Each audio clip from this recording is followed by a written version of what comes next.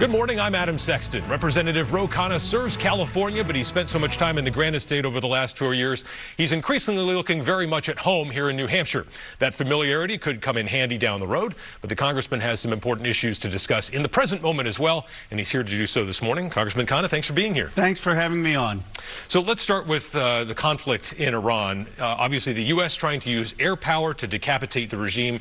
The Iranians are trying to inflict maximum global economic pain by pinching off the Strait of Hormuz there. The president's timeline of a few weeks, is that sufficient for America to win? What does winning mean? First of all, such a tragedy today with more service members killed. I mean, we have now at least 10 American casualties. The price of gas has gone up. And we've replaced what? We've replaced Khanna, who's 86-year-old, with his son, who's 56, who's even a bigger hardliner. So the question is, what was the objective of this war? There was no imminent threat to the United States. The president promised no overseas wars. And Adam, we're spending over $2 billion a day. To put that in context, in 30 days in Iran, you could have free public college and 1,000 trade schools for every kid in America. So my view is this war needs to end. We need to start focusing on jobs and health care here at home. And we need to stop putting more Americans at risk. No matter what people call it, conflict, military action, war, you want it to stop. Does it matter if it stops so abruptly that it allows Iran to declare victory? Well, there's no way they can declare victory. I mean, their missiles have been hit. The question is, can it stop the loss of American lives? And this is why Thomas Massie and I introduced a war powers resolution. We had 200 Democrats on it, 2 Republicans. It came short. But the president hasn't made the case. He hasn't made the case to the American people. He hasn't made the case to his allies. There is no way that Iran is in any strong position. The problem is that it's going to be even further chaos. And what we ought to do is have economic sanctions on the IRGC, sanctions on the terrorist regime to stop the killing. Are we on the hook now, as America, to now intervene throughout decades to try and stop them from regaining an ability to strike back at us?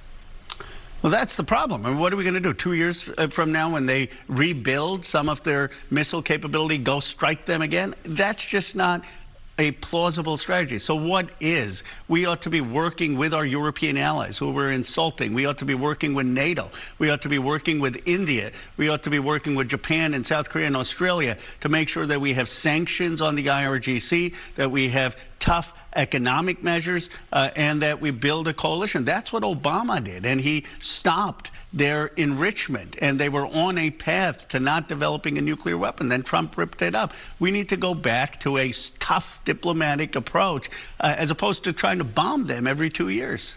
How significant is this reported threat to your state of California from the Iranians? Well, I'm hopeful that it doesn't materialize. We've been briefed on it. But the very fact that they're threatening Californians, that they're threatening Americans here on our homeland, shows how dangerous this war was. And it was not a war that was necessary. There was no imminent threat to the United States. They don't have ICBMs. I've been served on the Armed Services Committee for 10 years. We get briefings on these things. There was no sense that Iran was going to threaten the United States of America. And so it's a war of choice. And I understand there was a slaughter of the Iranian people. The IRGC is a terrorist state, but we still have a hardliner there. This isn't going to help the protesters. There's no new regime. And there is now a loss of American life and a loss of American treasure. So what have we accomplished? Let's move to the economic front. The ruling on tariffs. What do you think should be done with all of that tax revenue? Is it possible to somehow get this back to the American people? It should go back to the American people. It shouldn't go back to the businesses. I mean, they pocketed a lot of the profit, and they passed those costs on to the American consumers. We should refund that in the form of a check to Americans, at least Americans making under $150,000 a year. I mean, they had $3,000 of more cost. But you look at the bigger picture, Adam. I mean, we've had 90,000 jobs lost last month. Why? We've had the most restrictive immigration policy that people said would hurt the economy. It has. We had blanket tariffs that hurt manufacturers and farmers, and turns out it has. And then we've had AI come and hurt job creation, and we've had tax breaks for the billionaires. It has been strong, bad policy, and what we need is a correction.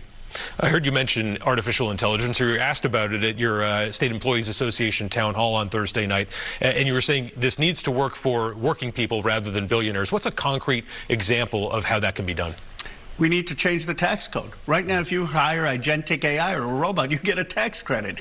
I want us to get a tax credit if you hire a person. Second, we need a Jobs for America program, a federal government that says we're going to hire you if you want to rebuild your community, if you want to rebuild the country. If you want to rebuild Berlin, if you want to rebuild, contribute to Manchester, we're going to hire you to either be a teacher or be a counselor or be in construction or do something for the community. Or if you want to be part of the federal government and do renewable energy or help make government services better, a jobs program around this country that we're dealing with young people who are having a tough time getting a job. You know, I was both at Keene State and at Dartmouth and in Manchester Community College. Young people are having a tough time getting a job. The federal government needs to step in. The economic message is likely going to be crucial for Democrats to get back on their feet and off the schneid in these midterm elections. You know, so far, things seem to be setting up pretty well for your party, but do you have any concern that Democrats haven't really addressed the fundamental flaws that held back your party in 2024, that essentially that you guys are just sort of gassing up the bus of Trump grievance yet again, that worked in 2018 without reversing course on these deeply unpopular policies, say on immigration or girls' sports? Well, first of all, we need to lead with the economy. We're in a new Gilded Age. I mean, I represent Silicon Valley. We have 19 billionaires that have 12.5% of the economy and 70% who don't believe in the American dream. We need to say we're going to tax billionaires that I've introduced with Bernie Sanders, despite opposition from these interest groups. We need to say we're going to fight for Medicare for all, for national health insurance, fight for a living wage, fight for universal child care, not just have a rhetoric of affordability, actually have a programmatic agenda like FDR did, like Lyndon Johnson did for our time. And that, I believe, can build a governing majority. On immigration, I think it's a pretty common sense position. People want a secure border. They want to know who's coming across, but they don't want ICE raids. They want to tear down this agency that has killed Americans, that is harassing immigrants who are just working and paying taxes, and have a new agency that is actually under oversight and follows human rights. And on the trans issue and LGBT issue, I think people don't like bullying. They want to make sure that there's inclusion, that we have a respect for every person to live up to their God-given potential. And I'm tired of a Democratic Party that thinks that throwing immigrants or throwing the trans community under the bus is the way to build a majority. The way to build a majority is to have a compelling economic vision that deals with the legitimate frustrations that so many Americans have.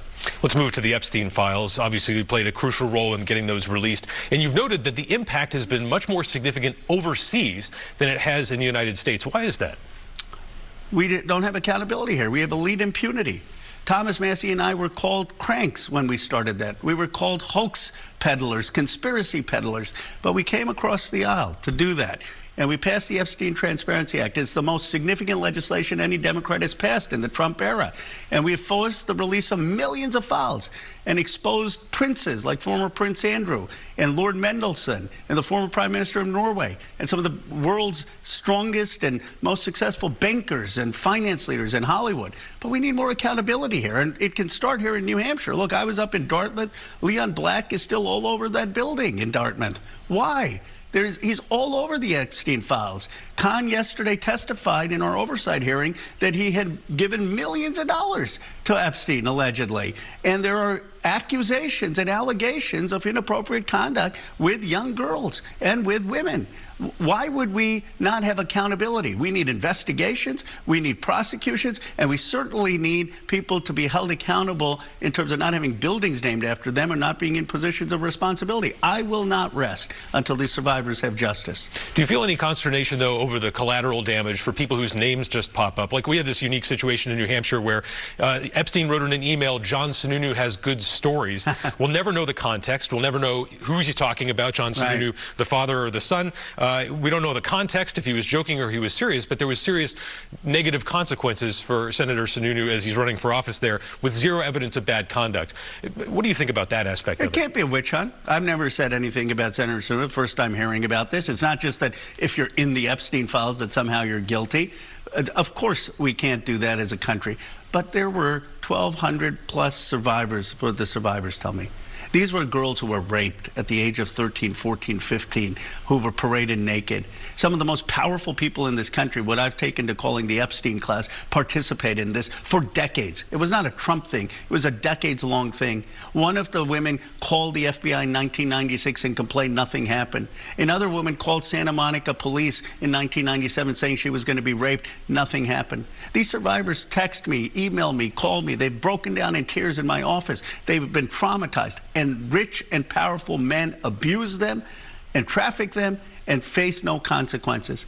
That is not America. We need one system of justice. We need the elites to actually face consequence for what they did. And so I don't want this to be a witch hunt, but I do want investigations and prosecutions from those accountable. Before we wrap up, how has the outcome of the Epstein Files Transparency Act changed how people view you? I think they understand that Massey and I showed courage on the issue. I've made a lot of people mad, people who are in these Epstein files. I mean, both of us have primary challenges. I've made people mad because I've called for a billionaire tax. We have big money coming against us. But courage is the new charisma in American politics. People want folks who are going to stand up to elites who've had too much power. For too long in this country, capital has directed democracy. We need democracy directing capital. We need the people in charge, not corrupt interests. And people, even if they disagree with me, they come up and they say, thank you for standing up and doing the work. And thank you for working across the aisle. I hope you'll have Thomas Massey on. Thank you for working across the aisle for the American people. All right, Congressman Khanna, thanks for joining us on CloseUp. I'm sure we'll see you back here. Appreciate it.